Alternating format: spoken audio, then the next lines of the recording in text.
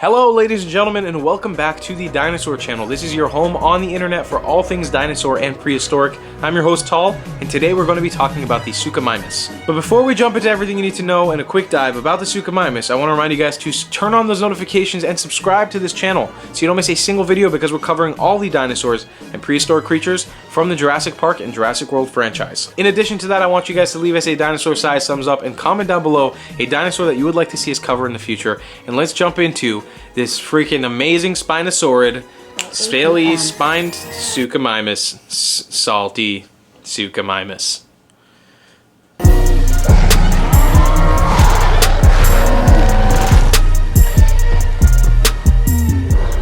So the name Suchomimus, what does it mean? It means crocodile mimic.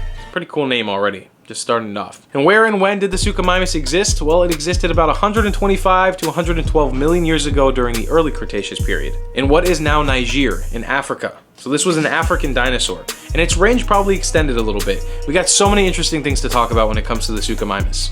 What did the Suchomimus look like, you might ask? This is a depiction of it. I don't really know what to say, because this will give you a rough idea of what the Suchomimus looked like, but it probably didn't really look anything like this. Especially not the super blue skin and the mustardy, sails. We also don't know if it had any sails like this.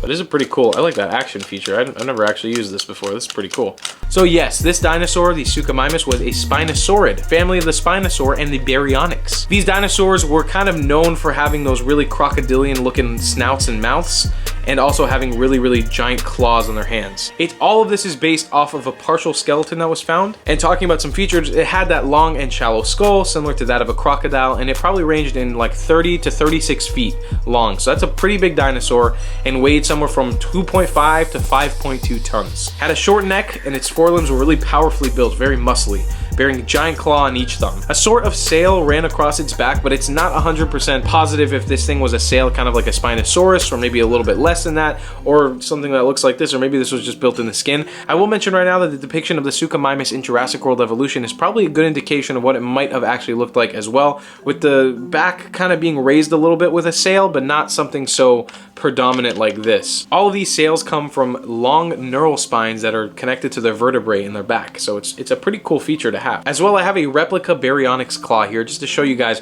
what one of these fingers would have looked like. Imagine having a giant finger, and then this is the nail that I have on my finger. Imagine that being your nail. Imagine how big the hand of one of these. It would have had 3 of these on its hand, on a giant hand, just able to crush you. This thing is sharp too. This would have destroyed you. So a very cool and unique Spinosaurid indeed. Suchomimus is awesome. So how did the Suchomimus get famous, you might ask, or did it ever really get famous? It didn't ever really get famous, nothing like the T-Rex, but it's been in a bunch of assorted movies, video games, books, and anything else like that. It didn't really ever get some serious prominent fame until Jurassic World started coming out.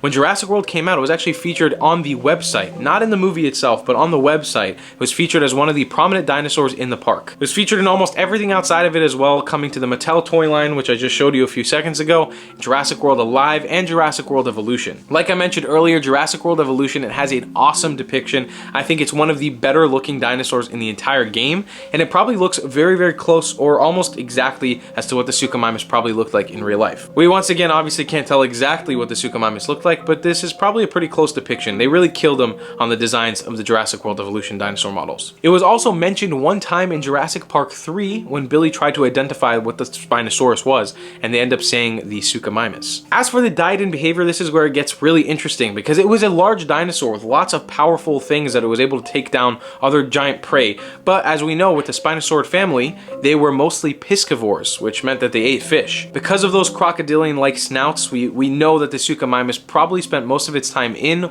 or around water, and similar to the way a Spinosaurus or a Baryonyx lived. And it probably did a mix of hunting prehistoric fish and other animals that lived alongside the water, and then other small dinosaurs and or other animals that lived around the area. But it was able to use those giant claws to stab and tear up prey, and also use that kind of face to sit in the water and wait and kind of soak up until it was ready to snag a prey. Spinosaurs are some of the most unique and cool animals within the dinosaur family, and I think the Suchomimus is no shortage of that. It is a super cool animal. It is also believed that the Suchomimus could have potentially been a similar species to the Spinosaurus or the Baryonyx.